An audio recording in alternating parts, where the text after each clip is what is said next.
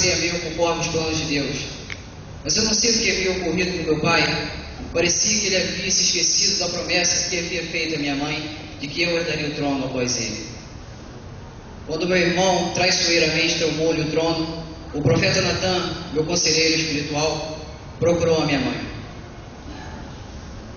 Juntos combinaram reclamar os meus direitos de herdar o trono.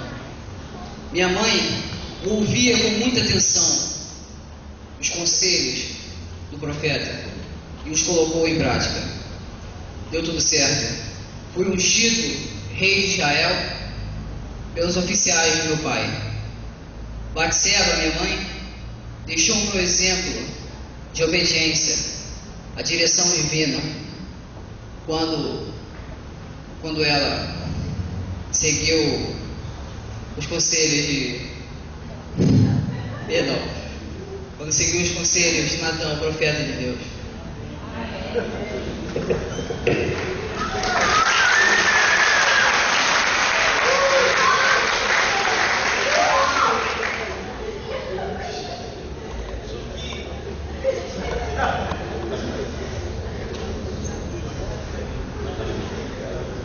Meu nome é Jacó, sou filho de Isaac e Rebeca.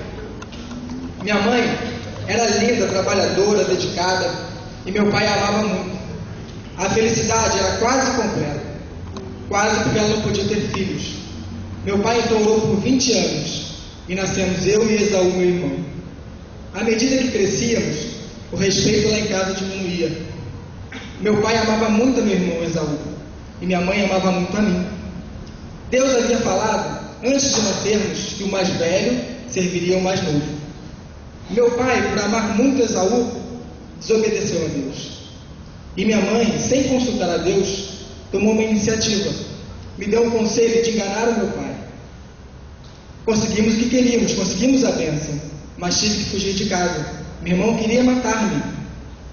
E nunca mais vi minha mãe. O grande exemplo que minha mãe me deu, ela me ensinou a mentir e a trapacear.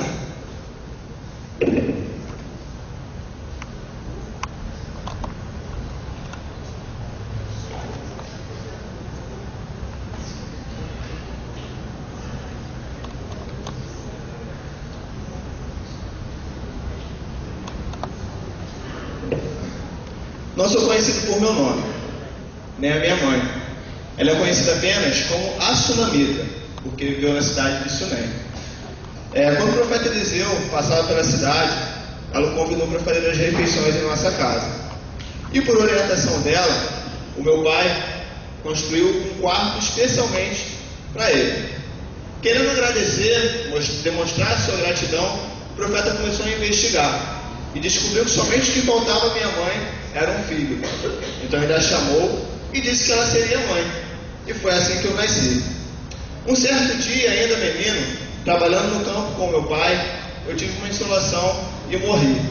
A minha mãe, apesar de toda a dor, ela manteve a calma, deitou-me na cama do profeta e foi procurá-lo. No Monte Carmelo, quando o profeta a avistou, pediu que seus seguidores viessem ao encontro dela. E ela simplesmente falou que ia tudo bem. Mas quando chegou aos pés do profeta, somente nos pés do profeta, ela abriu seu coração e contou o que estava acontecendo. Ela insistiu que o profeta viesse à nossa casa. Ele veio e pelo poder de Deus, ele trouxe a vida novamente. O exemplo que minha mãe me deixou foi de ter a paz de Deus.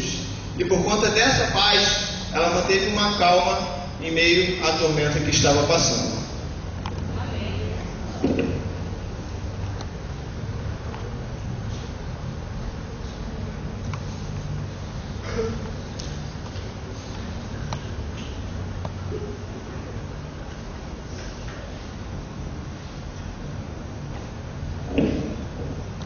Minha mãe pertenceu à alta grandeza da Galiléia.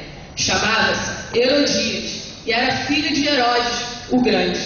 Ela abandonou meu pai para viver com Herodes Antipas. Por várias vezes o profeta João Batista chamou a atenção do rei para o fato de que estava pecando por viver com o irmão, com a mulher do irmão. Por esse motivo, Herodias passou a odiar o profeta. Herodes Antipas, juntamente com minha mãe, buscavam uma ocasião para se vingar do profeta. Certo dia, aconteceu uma festa na corte. Era aniversário do tio Herodes.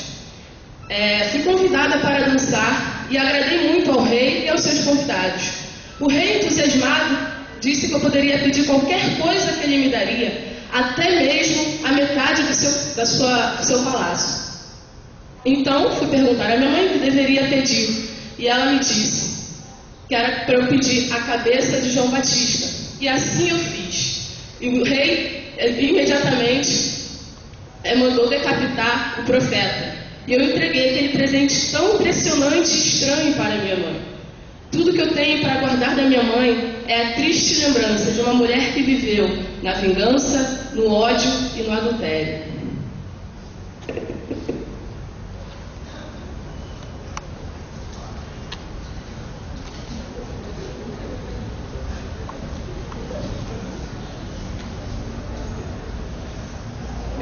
Meu nome é Timóteo, sou filho de Eunice e neto de Lloyd.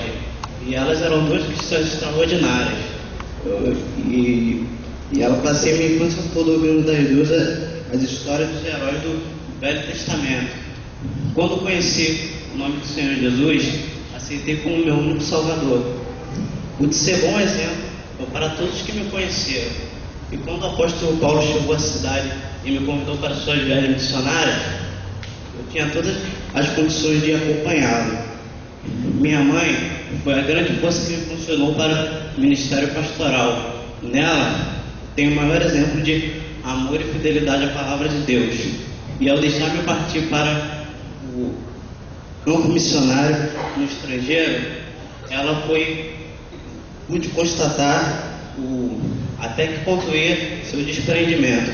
Eu tenho na minha mãe o maior exemplo de mulher que tinha missões no coração.